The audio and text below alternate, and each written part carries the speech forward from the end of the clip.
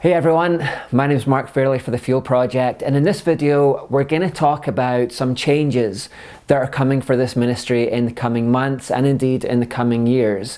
You may remember at the end of the Reason for Pain series I talked about how that would probably be the last time that you would see that set because big changes were coming. In this video we're going to talk about what those changes are. If you don't want to sit through all of the waffle, because there is likely to be a bit of waffle in this video, I estimate around 15 to 20 minutes of waffle in fact, because normally, you see, I would write down everything that I'm going to say, so it's normally somewhat linear and coherent. I don't think this video is going to be any of those things. We're going to bounce around a little bit, but essentially if you want the short version of this video, it's that I'm moving house. If you want the longer version as to why that's happening, then it goes something like this. I've always believed that as far as this ministry goes, I should do the best that I can with what I have at that given moment, at that given time. Whatever you have at that given moment, even if it's not very much, you do the best that you can for God's kingdom, for this ministry. And when I first started the Fuel Project, it wasn't very much. In fact, I didn't even have a camera when I first started this ministry. That would be the first thing that you would think. If you're going to start a YouTube channel, you need a camera. I didn't have one. So indeed, in the first series, I just put up pictures and I narrated over the top. I did have a microphone, but it was a free microphone that I'd gotten with an MP3 player. It was really cheap and plastic and small. It wasn't very good, but it's what I had.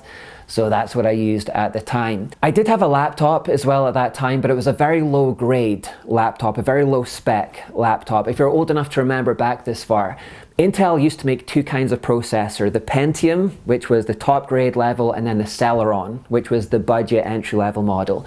I had a Celeron processor laptop, and even when I bought it, it was several years old and it was kind of obsolete, and it really wasn't up to the task of doing video editing. Actually, video editing is probably the most resource intensive thing that you can do on a computer, and here I was trying to do it on this old obsolete Celeron processor laptop, which couldn't actually play the video back. When I was trying to edit it, I couldn't actually play it through and watch it back because it kept on sticking. It just didn't have the power. So that wasn't ideal, but again, I just did the best with what I could in that particular moment. And then when it came to video editing software, I didn't really have any either, so I just used Windows Movie Maker, which was the free proprietary software that you used to get with Microsoft Windows. I'm not sure if they even make it anymore, but back in the day, you used to get this free video editing software from Microsoft, so I just used that. I used the best. I used what I had at that particular time. I did the best that I could with the equipment, the resources, and the skills that I had in that given moment. Now, as long as I've been making these videos, pretty much, I've also been living in a one-bedroomed maisonette. Now, I'm not sure if that word would translate to other parts of the world. It sounds very European, so I'm not sure what it'd be called in other parts of the world. Maybe a townhouse? Essentially, it's a flat or an apartment, but it's in the form of a house, so it's got its own front door. It's a one-bedroomed. In fact, I'll maybe run a video. I'll give you a little tour as I'm talking over here. To basically show you what I've been living in. It's kind of like a hamster cage. It's kind of like a human hamster cage, if you can think of that. It's like there's one level, there's a living space, there's a kitchen on the bottom level, you go up some stairs, then there's a bathroom and bedroom, and then there was a loft conversion. And thankfully, because of that loft conversion, I've been able to make videos in that loft space. That is where I've been making the Fuel Project videos all of these years. Now, as you can probably see, if I am indeed doing a tour for you right now, which I hope I am, you can see that it's very long, but it's very narrow. In fact, it's not very long, but it's long and it's narrow. In fact, it's so narrow that I could probably have touched the back wall and the front wall at the same time if I was to stretch out. So where the camera sits and where the screens are, if you remember where the screens used to be behind me, I could probably touch both walls if I was to stretch out my arms at the same time. So it's been very narrow. And I've had to work around that. And, you know, again, it's been a case of do the best with what you can, with what you have, where you are. But it's not been ideal. You may remember that when I had the screen up on that wall, I had a light stand behind it and you could see the light stand behind the screen. Ideally, there would be a bit of separation there and you wouldn't see it. But I didn't have the depth. And also because the light was so close to the screen, it would often cast a kind of haze on the camera. and so it just didn't look so good. Now, over the past couple of years, I have had this motto, this phrase, this guiding principle, if you will, which is to array the truth in beauty, or clothe the truth in beauty. I've never decided which word to use, but essentially it's the same thing. It just means that you keep speaking the truth, but you really make an effort to improve the production values, the aesthetics, the beauty of the videos. You make them sound more beautiful, you make them look more beautiful. So that's been a guiding principle. Hopefully it has come through over the past few years that I've really been working hard to improve my own skills, my own technical skills in terms of video editing. And also I've been trying to invest in lights and cameras and microphones and that kind of thing. But I felt like I've been hitting a ceiling for maybe a couple of years now. There's only so much I can do with that narrow loft space. And I've really been feeling like I need to get into a bigger space, a bigger area where I can set up different sets, modular sets, and I can make different types of content, and where I can just make it look nicer, where I can make it sound nicer. I've really been feeling that. In fact, I've talked about this in the past couple of vision reports. So if you're new to the Fuel Project, at the end of every year, I do this thing called a vision report. It's essentially just a blog. At the end of the year, between Christmas and New Year, I will look back at the year that's just gone by, and we'll look at the content. We'll do a bit of a review of the content and the topics that we've been covering, the series that we've been doing that year. And then I'll look ahead at the year to come as well. And I'll just talk about my hopes and my expectations for the year to come and what I hope will happen going forward with the Fuel Project. And in the past couple of years, in those vision reports, I've talked about hoping for a production studio where I could have 3 different sets. So the idea is that it would be a modular kind of space with 3 different sets. I would have a presentational area, which is what you're used to. That is me standing in front of a backdrop, and then there's a screen and I can just talk away as you've been used to. Also a desk area where I could do news things, current events, where I could do podcasts and interviews and that kind of content. And then maybe also a soft seating area, a bit like this one, where I can just sit and waffle away and do informal things like this. I actually don't feel like I'm very good at doing this kind of ad-libbing thing to camera. That's another reason why I've always wanted things scripted and laid out beforehand, because I don't feel like I'm very good at this, but I want to get better at this so that I can just hop on and make videos about news, about current events, and improve and increase the quantity as well as the quality of the videos. And actually that's another thing about the loft space. Because it's up a ladder, it has always felt like a bit of a schlep to make Fuel Project videos. I'm actually not sure if that's a real word. That comes from a South African. I got that off of a South African, and I'm not sure if it's a real word in English, but essentially it just means it's a bit of an effort to make a Fuel Project video. I've got to go up and down that ladder and set things up there, then set things up down here. And then I've got to take the equipment up and down as well with me. So it always feels like when I'm making a Fuel Project video that it's a big event, and I don't want it to feel like that ideally. I want it to feel like, okay, sometimes I'm doing a big scripted video, but sometimes I'm just hopping on and doing a podcast, a chat, an interview, something like that. So I want to make different types of content. I want to improve the workflow. I think if I improved the workflow and everything was just in one space, it would improve the quality and it would improve the quantity of the videos. Now is not a good time to be doing this. In a human sense, now's not the time to be doing this because, and I don't know why, the market here, the property market here in Scotland right now is weird. And not in a good weird way, because nothing is coming on the market. Nobody is putting their house on the market right now. It's something to do with COVID, but I've not worked out what it is, but nobody is putting their house on the market. And that means that when one does come on, there is a pile of buyers that are standing there waiting to pounce. And that is pushing up the price of the houses here right now. So that's a problem. Now's not a good time to be doing this in a human sense. However, it was about a month ago, I was in the shower and I had this very sudden sense of urgency that now was the time to do it.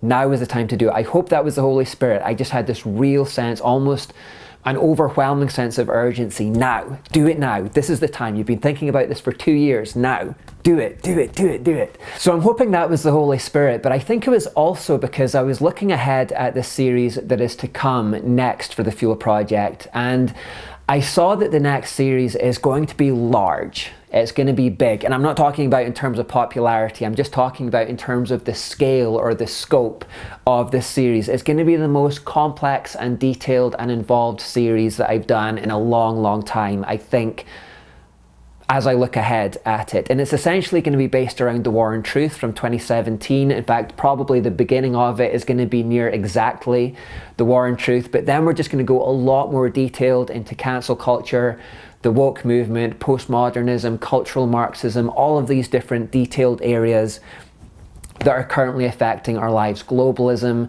that kind of thing. We're going to be going deep into that in the next series. And I just thought, as I looked ahead, you want to do that series justice. And if you're going to do that series justice, you just can't do it in that loft space. You just can't make it the way that you want to make it in your head in that loft space. You're going to have to move now. It's got to be now if you want to make that series the way that you want to. And I feel like if I don't move now, then I will look back on this series. If I was to make it in that loft, I would look back and think, do you know what? You could have done that better. I really want to give this series my absolute all. I want to make it look as good as I can make it sound as good as I can make it. And as I was talking before, I've always operated on the idea that you do the best that you can in any given circumstance. And I feel like I could do better than that loft space will currently allow me to do. So I want to move into a bigger space where I can do a better job, where I can make this series the best I currently can make it with my skills at this present time and the equipment at this present time. So anyway, I've accepted an offer on this house as of 2 days ago, which means that I have now 10 weeks to get out of this house. I need to move out by the middle of December. And that means that over the next few months, things are going to be pretty hectic around here, and I won't be producing a lot of content because there's just so much to be done. I've got to sell this house and complete that. Then I've got to do the viewings. I've got to look for a new property. That won't be easy, not only because of what I've been talking about, but also because I just need a very specific area, a very specific space in which I can set this studio up.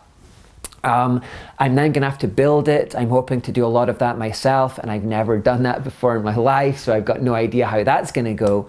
Probably lots of mistakes, but I'm thinking probably I'll need to get a place with a garage where I can put up stud walls and where I can get soundproofing and all that kind of stuff, insulation. Never done anything like that before in my life, but I'm hoping to do all of that. It's going to take months to do, while also researching and writing the most complex series that I've done in a long, long time. I'm hoping this will all be done by about February, which is 4 months away. October, November, December, January, maybe 5 months. So maybe January, February. I'm hoping to have all this done by then, but it's just going to be a very hectic time. I will try to make videos to keep you in the loop, to keep you updated on what's happening in this whole process. But really the reason that I'm making this video is just to ask for your prayers in all of this, because this is a big leap forward for the Fuel Project. This is hopefully a watershed moment. Hopefully there will be an old space era, and then there'll be a new space era. And hopefully we're going into an era where we're just going to see a lot better content in terms of the appearance, the aesthetic appeal, and hopefully, you know, I have high hopes for this next series as well. I hope it's going to be really helpful and that it's going to make a big impact out there in the world, hopefully. So yeah, I'm just making this video to keep you in the loop, to keep you updated with what's happening with this ministry, and to let you know that there won't be a lot of content coming out of it over the next few months as I try to go through all of this process. But mainly I'm making this video to ask for your prayers in all of this, that a house would come on the market which would be suitable for my needs any day now, because I'm literally looking every day, every few hours sometimes, seeing if a new property's come on the market. I really don't care about the kitchen right now. I don't care about the living room. I don't care about the bedroom. That can all be done in the coming years at my leisure. But what I really absolutely need is a space that I can turn into a studio, and to have that studio ready by the time I'm ready to make the next series, whenever that may be. I think around January or February. That is what I really need. Actually, there is a house that has been on the market since about January or February of this year. and it's been on for so long, maybe you could pray that the owner would be willing to drop his price a little bit, because I've seen a property that would be really good, but it's a bit too expensive. So if you can pray that that owner would drop his price and maybe take it into my bracket, then that might be helpful. But I just need a property. So if you would just pray for any property really, which has a space which I can turn into a studio. Yeah, that's all I really need. I will try to keep you updated. As I said, I'll try to keep you in the loop. If you do get videos from the Fuel Project in the coming months, it's probably not likely to be high in theological content. It's probably more likely to be about, I don't know, insulation and stud walls and construction and stuff like that. But I will try to keep you updated. There's also something else I need to talk to you about regarding DVDs. If you've tried to buy a DVD lately, you'll know that there's a problem developed there, which I need to talk to you about, but I'll make a separate video for that. We're done. I will talk to you soon with an update, I hope. I'll talk to you soon.